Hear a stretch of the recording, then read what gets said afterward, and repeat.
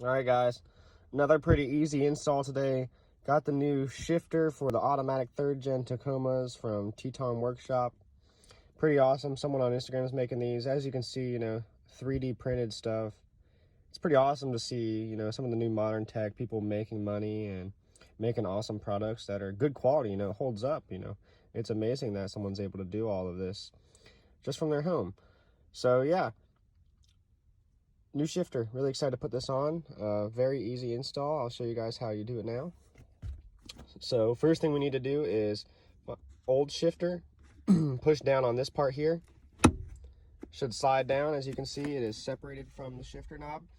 And then we just take the stock one, lefty-loosey or counterclockwise, however you learned it.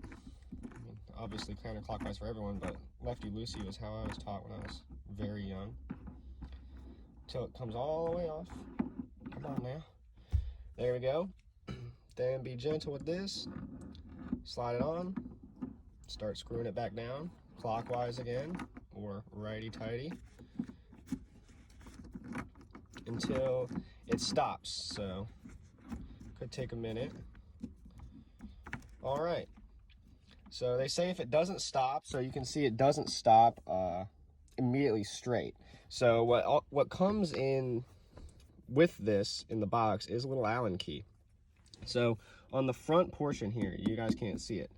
There's a little Allen key. So all you have to do is put it so it's forward, and then tighten this little bolt, which you can see now. Tighten that back down, and then slide this back up.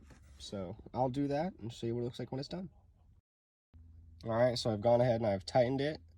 It does not move, and there it is. Brand new shifter for the 3rd Gen automatic Tacomas.